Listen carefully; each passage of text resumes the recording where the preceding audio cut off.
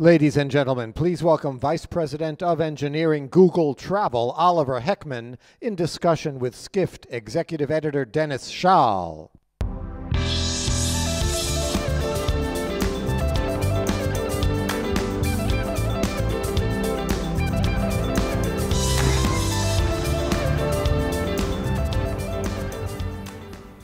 Hey there, we're getting near the end. Google, anybody hear of it? Think of it as the Baidu of Europe. It's a little search engine that has a travel advertising business that's larger than Expedia and TripAdvisor combined. And in recent years, it's come out with Google Travel, it's Google Flights, Google Hotel Ads, and a new Trips app, which is pretty good. So Oliver, I'm sorry, Oliver. It's been a long day. It has. How would you assess your position in Europe? Where are you at? Yeah. In terms of the Google Travel. Yeah. So first of all, the European market is super important for us, and it's actually been a focus in the recent past. And that's not just because I'm actually from Europe. I grew up in Germany, and I lived in actually reasonably close in Cambridge and Birmingham. Reasonably close when you're looking at it globally, for a long time, and in Madrid, and I'm not sure if it counts as Europe, but I also lived in Switzerland for almost 10 years and worked for Google there. But Europe is also important for us because it's kind of so big. It's a trickier market than other markets because of the high fragmentation and because consumer behavior is a bit different than in the US, which is our traditional market, where we are, frankly speaking, a bit more advanced than we are in Europe. But we have a high momentum right now in Europe. The Google Flight Search is launched in most of Europe, and we're planning to complete Eastern Europe rollout this year. And there's a lot of momentum also in hotel ads.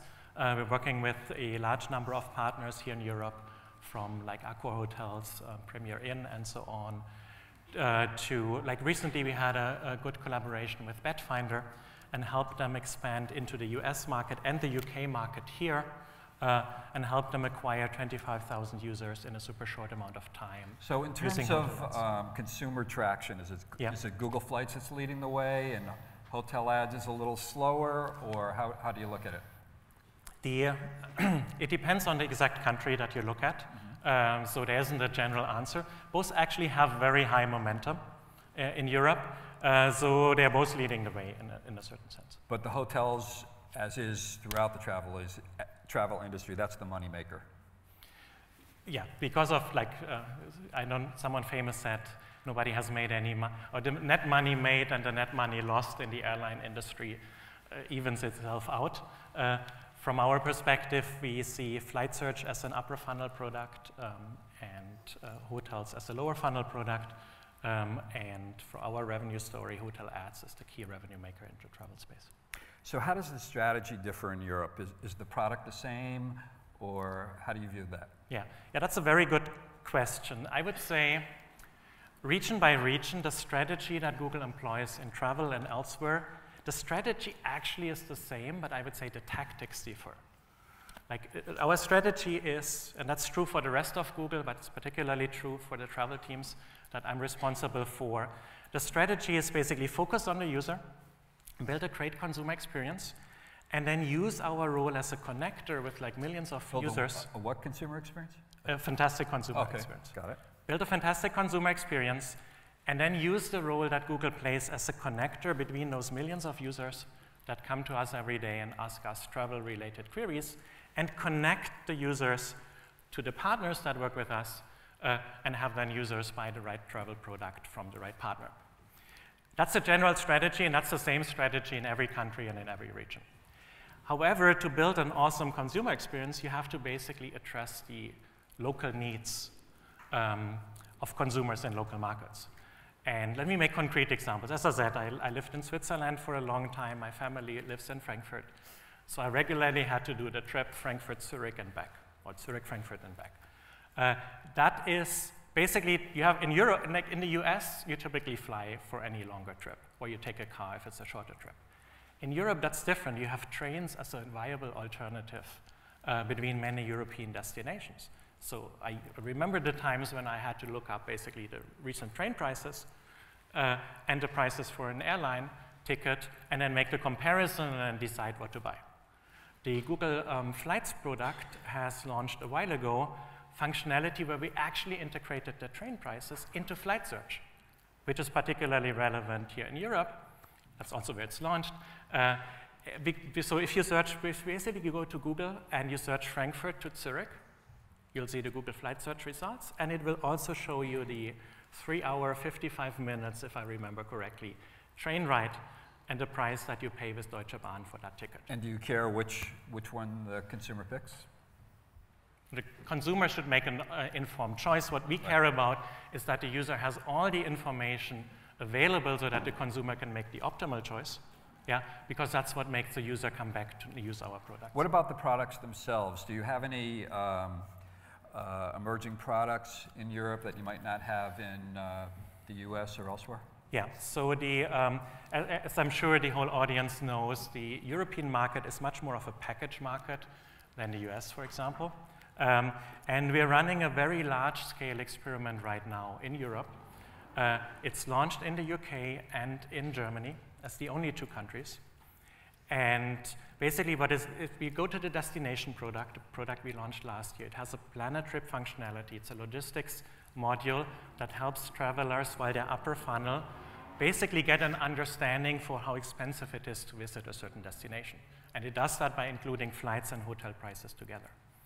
And in Germany and UK, we've integrated tour operator and package partners into that experience so that the experience not only includes the prices for if you buy the tickets individually, but it also includes the bundled, the packaged rates in there. That's particularly— So we have some news here.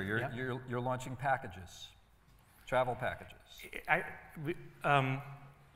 We are launching a package search experience. Here, I'm not sure. What I want to basically stress, it's a differentiated experience. It's not just packages, it also includes the individual components. In some cases, it's better to buy the components individually. In other cases, it's a better choice to basically buy the package. And who are some of your partners for this? So in Germany, for example, we're working with DER, Lufthansa Holidays, Air Berlin Holidays, and I'm sure I'm forgetting a bunch of them. We're also discussing with TUI, and we'll launch them soon. And are any of these dynamic packages, which used to be the holy grail of travel, that was going to be the panacea for the online travel agencies, dynamic packages? Yeah, so we want to go even a step further and basically use the power of all the information that we have in our flight cache and hotel cache to allow the user to create optimal bundles of flights and hotels in the product as well. And so there's more to come. Are they global packages, or is it, what kind of packages are they offering? They're basically packages offered in the countries of, basically in Germany and UK for trips everywhere. What I want to stress and what's important here, first of all, this is an early experiment, and I would still describe this as an experiment where we're trying to figure out how an ideal experience that includes packages looks like. The second thing is I'm with Google now for over 10 years, and this is the first time, frankly, that I've seen us as Google overall launch something in Europe first and only launch it in the US later. Why is that? California bias. It's California bias, but to basically as I said earlier, the strategy is to have the right user experience in the countries that you look at, and clearly this was missing in our European markets. So speaking of California, I'm not going to ask you an antitrust question. You're not an antitrust guy. I'm not going to ask him an antitrust question. But in Europe, we've just had the YouTube controversy where advertisers were seeing their ads show up against extremist videos. You have the EU probe of Google Shopping. And so I'm not going to ask you which side are you on. I know which side you're on. But so you're in California, you're planning your products, you're figuring out how to implement them. How does all this stuff going on the outside impact how you roll things out? Yeah. So as I said, our strategy is that of being a connector between users and partners. Clearly, the partners differ by region. The consumer focus that we have is a robust strategy, independent of the regulatory environment, whether it's US, UK, Europe, European Commission. it's the right strategy. If you focus on the user, you have a very defensible position of what you've done, and if you can typically prove that you've done the right thing for consumers. But a lot, I have to say, but a lot of times doing the right thing for consumers means it's the Google package, or it's the Google hotel ads, or the Google flights, rather than a partner competitors. I mean, we're not an OTA, so you cannot buy any kind of component of a travel, whether it's a package or a flight or anything from Google. It is always partner content that we're showcasing. You're right in that in the last, since the beginning of Google, when people were using desktop computers and they were provided 10 static blue links, we've come a long way in 18 years, but that's just a sign of how much we invest in a better user experience. Today, people come to Google and they ask travel-related questions or other questions, and they expect an answer. They also no longer go to Google just on desktop computers. We actually see more queries coming from mobile devices, where the screen is smaller, as we all know, and people expect to get an answer much more quickly. We've seen session duration come down reliably quarter after quarter for a long time now, which indicates that people are actually spending less and less time in an individual session when they're doing travel research, for example. And to still stay relevant in that, you need to be providing an answer in the shorter and shorter time that's available. And that's only possible by basically understanding the structure of all the great content that people in this room are producing and showcasing it in the right way to the user. So we've seen an evolution of how Google describes itself. You've gone from a search engine to what you call an answer engine. Yep. Answer engine. You've gone from mobile first, and now you're talking about being an AI first company. What does that mean? Yeah. Is that spin? What is that? Yeah. So we've been reliably investing in AI technologies, whether that's like natural language understanding or speech recognition or machine learning infrastructure, practically since the beginning of Google. And the idea was always that with AI technology, we can build the ultimate version of Google, and a version of Google that will actually have machines using those AI technologies adapt to the user, rather than the age that we live in today, where humans have to adapt to the user interface of a machine. If I can make a concrete example about the breakthroughs in technology that we've seen in the very recent years. Take Google Translate as an example. It's particularly relevant for Europe because it's a fragmented market with lots of languages spoken and also lots of people, contrary to the US, speaking more than one language. Very fragmented, many languages. Google Translate exists. It's one of the leading products in machine translation. Exists since 2006, so a bit over 10 years old. And it has a large number of the world's best engineers and machine translation experts working on it for 10 years.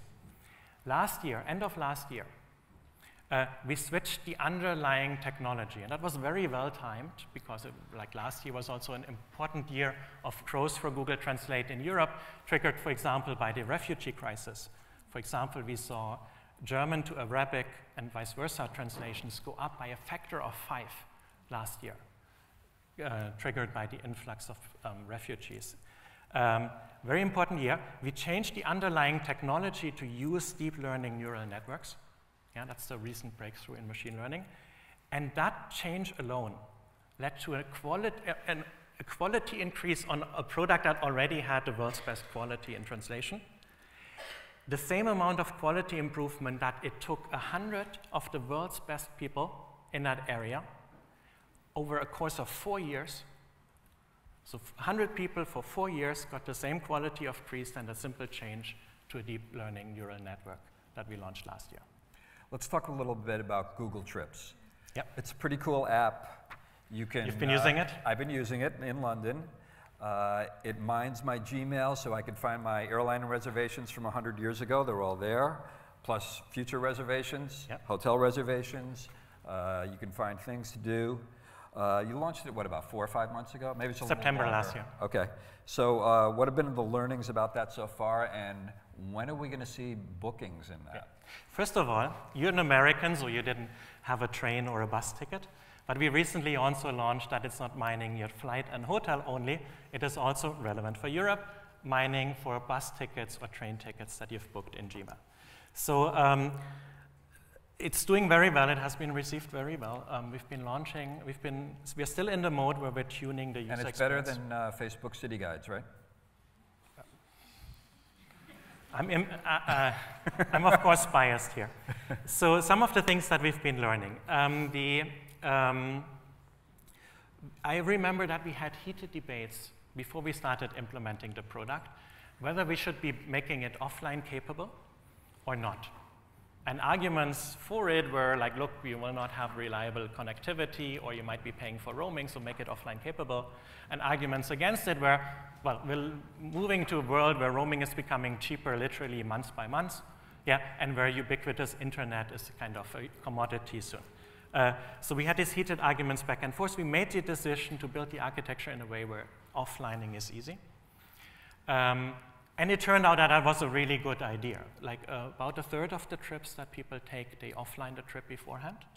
And when people use the app, we can measure that about 25% of the time the app actually has poor connectivity, meaning either it's in flight mode because you're looking at what to do in London when you're on the plane, or you have data switched off to not pay for roaming, or which happens to me a lot, I'm on a hotel Wi-Fi, but I haven't entered my credentials correctly, so I'm actually stuck at bad connectivity, or you're simply in a place, I don't know, in some desert or something where you don't have proper connectivity. So that turned out to be a really good decision, but a decision that we were actually not sure whether it was needed or not. So the question on the minds of a lot of your competitors, the OTAs, when is the Google Trips app going to have booking for tours and activities? Are you going to expand it into hotels and flights? Is this where you're going to put everything together? Yeah. So that's basically two different things. First of all, we have a number of travel planning products, like the destination product we also launched last year, flights and hotels.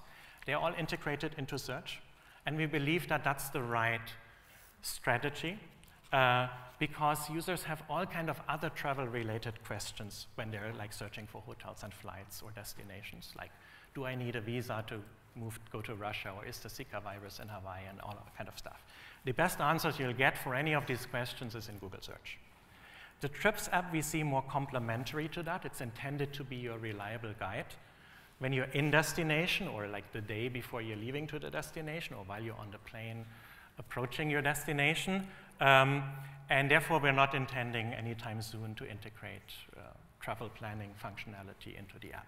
Could you quickly tell us how involved are you in booking at this point in terms of hotels and flights? Yeah. Is that growing? Is that material? We have, as I said, we see ourselves as a connector between the users that come to Google and the suppliers and OTAs that allow you to book. Okay. Facilitated bookings. So we have a feature called Book on Google. Right. Yeah. That is effectively facilitated bookings. Right. The idea is it's an optional feature for all partners. Is it getting big though? I mean, is it? It's continuously growing in adoption. Mm-hmm. Yeah. It is not the dominant, by far not the dominant amount of clicks. No. Okay. We're out of time. They're going to kick me out of here if we're not dominant and leave. Thank you very much. Thanks, Dennis.